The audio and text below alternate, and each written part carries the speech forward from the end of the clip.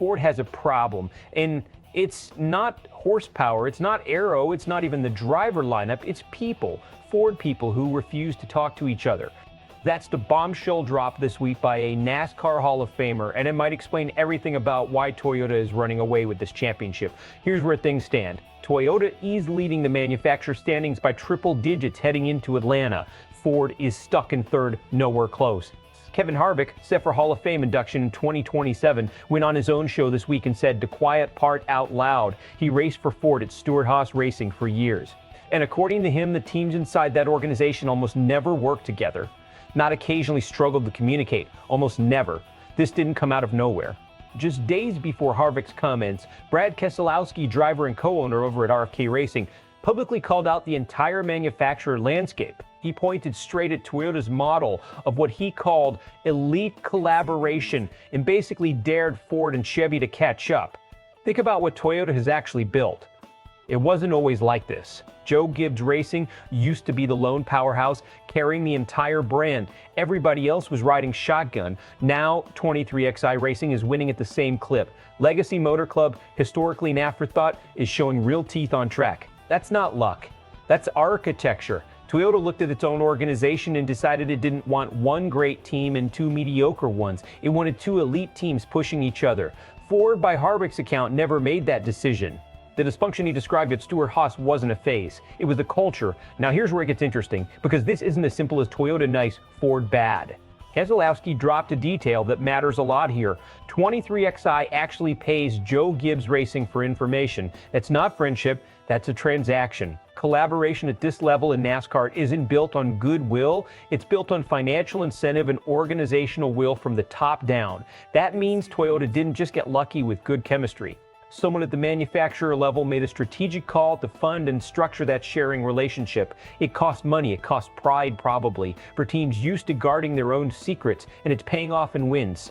Ford hasn't made that same call, and Harvick isn't just blaming the teams. He pointed at the development pipeline too, specifically noting Ford barely has a presence anymore in the Xfinity Series feeder system. That's not a one-season problem. That's a talent and technology pipeline that's been thinning out for years. So is Ford's dysfunction fixable? In theory, yes. Collaboration is a choice, not a law of physics. But changing an entrenched culture inside multiple competing race teams, each with its own ownership, ego, and sponsors, is enormously difficult. You can't mandate trust. And if the manufacturer isn't willing to bankroll that collaboration the way Toyota clearly has, teams have no incentive to open their notebooks to a rival garage. This is a structural problem wearing a performance costume. Fans are going to split hard on this one. Ford loyalists are furious, and honestly, they should be.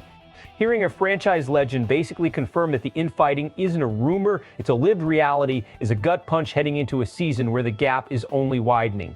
On the flip side, Toyota fans are going to take a victory lap. Not just for the wins on Sunday, but for the vindication. Every insider comment like this reinforces the idea that Toyota's success isn't accidental. It's engineered. Analysts are likely to zero in on the Keselowski-Harvick 1-2 punch. Two respected voices days apart saying essentially the same thing. That's not coincidence. That's a signal something bigger might be brewing behind the scenes at Ford. Best case for Ford, this public airing of dirty laundry becomes the wake-up call the manufacturer needed. Leadership steps in, forces its top teams to actually share data and strategy, and by next season, the gap starts closing. Development investment returns to the lower series and the pipeline refills. Worst case, nothing changes. The comments get a news cycle, maybe an awkward press conference, and then it's back to business as usual.